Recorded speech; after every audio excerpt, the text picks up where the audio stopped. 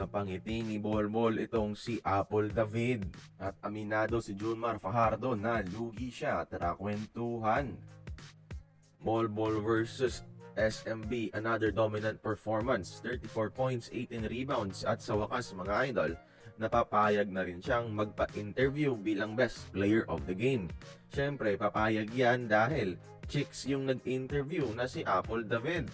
Mabilis lang yung interview mga idol, pero after nito, kapansin-pansin ang reaksyon ni Apple. Grabe yung ngiti sa mukha ni Apple David mga idol na para bang kinikilig sa Bolbol. Ano kayang magandang tawag sa kanilang love team? Apple? Bolbol ni Apple?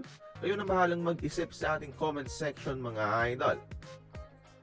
At kapansin-pansin din ngayon mga idol na mas naging bukas na rin si Bolbol sa mga PBA fans at pinayagan na silang magpa-picture, magpa-autograph mga idol, lalo na talaga yung mga batang iniidolo siya.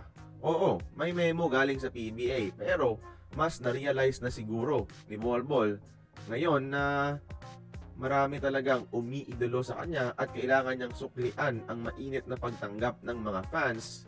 At nagpapapicture sila dahil malakas at dominante siya, bihira makakita ng ganyang kalibre sa PBA at hindi dahil tinuturing siyang isang circus show mga idol. At isa na rin sa factor ay binabantayan siya mismo ni Kumi Willie Marshall sa tunnel mga idol.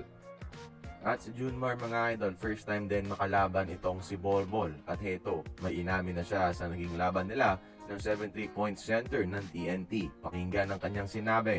Kasi nga mahaba si Bolbol kasi NBA talaga. So lahat ng teams nag-step up. So ang haba ng Bolbol mga idol, yan talaga yung masasabi niya. At aminado siya na lugi sila dahil NBA player talaga si Bolbol at kita talaga yung level ng kanyang galing versus ang isang PBA player.